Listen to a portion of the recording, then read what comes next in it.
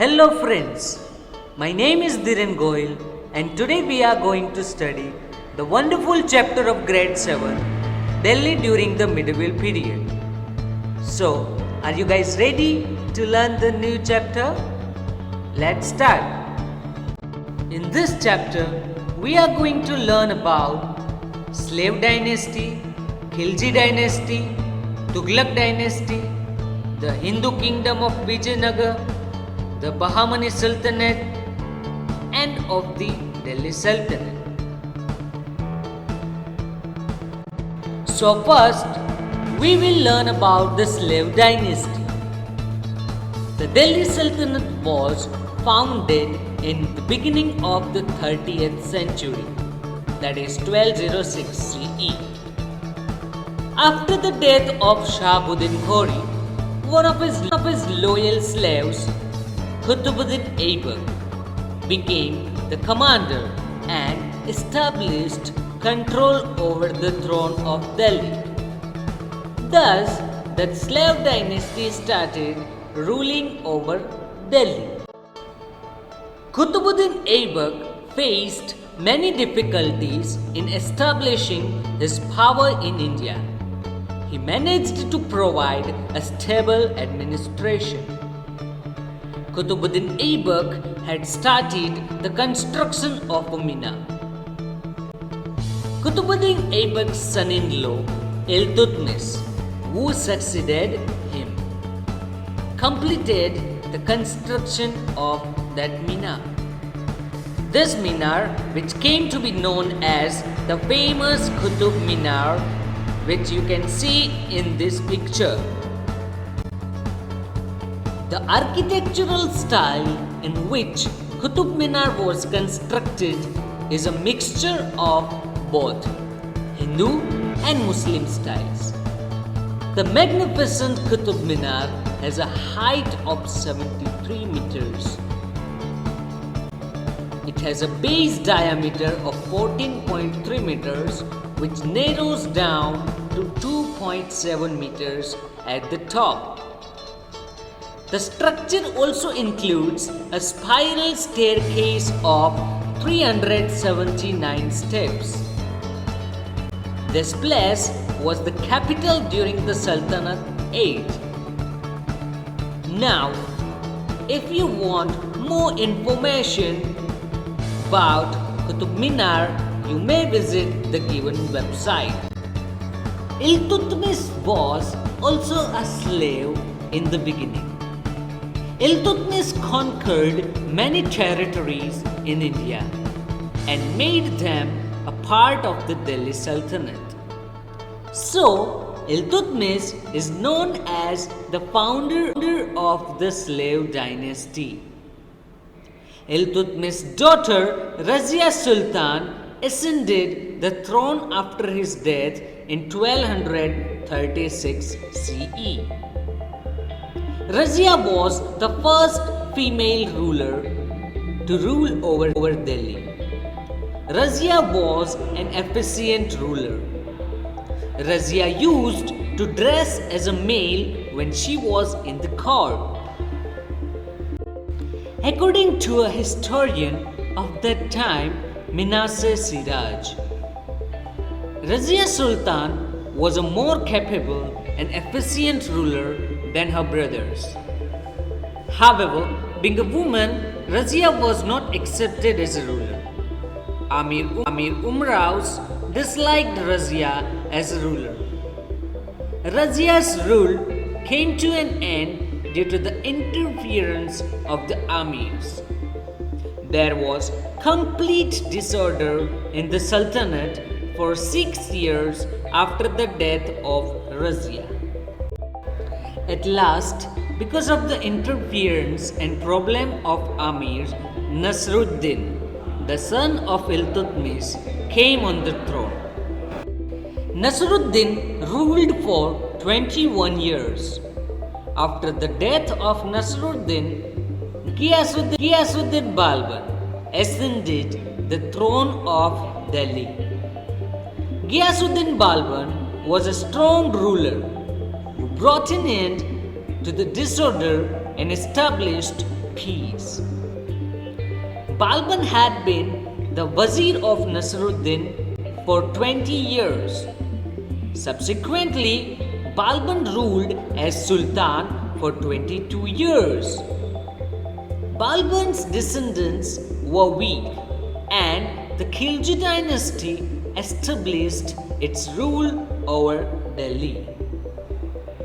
Within 4 years of Balban's death, the Khilji dynasty established its rule over Delhi. The Turk community who belonged to Khilji in Afghanistan was known as Khiljis. Jalaluddin Khilji brought an end to the Slave Dynasty and in its place founded the Khilji dynasty. In 1296, Jalaluddin Khilji's nephew and son-in-law, Alauddin Khilji, overthrew the throne of Delhi. Alauddin Khilji was very ambitious. Alauddin Khilji controlled the interference of ulemas and umras in the state administration. Alauddin Khilji framed strict laws to control prices. The famous poet Amir Khusro, whose works are well known, who was adorned Alauddin Khilji's court. Khusro is regarded as the father of Qawwali and introduced the ghazal style of song into India. There was complete disorder in the kingdom after the death of Alauddin Khilji's death, and the Tughlaq dynasty established its power, replacing the Khilji dynasty. Let's learn about Khilji dynasty in detail. Ghiyasuddin Tughlaq founded the Tughlaq dynasty within 4 years after the death of Alauddin Khilji. Dak Chowki, the postal services, was started in Ghiyasuddin Tughlaq's time. The letters were carried by horse riders. Postmen were referred to as halkaro at that time. Muhammad Tughlaq became the Sultan after Ghiyasuddin. Many of the decisions that he took were criticized. Among these, the two main plans were the transfer of capital from Delhi to Daulatabad and introducing the use of copper currency. During Muhammad Tughlaq's reign, Ibn Battuta, an African traveler from Tangier belonging to the Habsi tribe, visited India. Criticizing the Sultan's administration, he has written that Muhammad Shah's rule was an amalgamation of both good and bad administrative policies. The Hindu kingdom of Vijaynagar. During the Sultanate periods, there were attempts to establish authority over South India. Alauddin Khilji was the first ruler to launch an attack. He carried away enormous wealth from Devgiri. At the same time, the Hindu empire of Vijaynagar and Bahamani Sultanate were also established in South India. After the defeat of the ruler of Warangal, the two brothers of the Jadhav clan, Harihara and Bukha, established the Vijaynagar kingdom under the inspiration of Swami Vidyanarayan. The Vijaynagar kingdom was established in the south of Tungabhadra river in 1336 CE. Within a short period of 8 years, the kingdom was extended from the River Tungabhadra to Kanyakumari. Bukka ascended the throne after the death of Harihar. His descendants being weak, a new dynasty came to power. Krishnadev Rai was a powerful ruler of this dynasty. Krishnadev Rai's rule flourished in South India. Krishnadev Rai had good relations with the Europeans and was a lover of art and literature. Krishnadev Rai constructed canals in South India with the help of an engineer called Yomke. Foreign travelers who visited Vijaynagar have appreciated its grandeur. There were grand temples and forts in the kingdom. This glorious state was destroyed in the Battle of Telikota. Now we will get some information about the Bahamani Sultanate. The Amirs in the Deccan rebelled. Hassan, one of the efficient Amirs, became the Sultan and founded the Bahamani Sultanate there. Muhammad Gawan was a capable minister and efficient administrator of the Bahamani Sultanate. Muhammad Gawan won many territories and extended the boundaries of the Bahamani kingdom. The power of Bahamani Sultanate weakened after the death of Muhammad Gawan. There were frequent conflicts between the Vijaynagar and Bahamani kingdoms. After the downfall of the Bahamani Sultanate, many of its provinces became independent.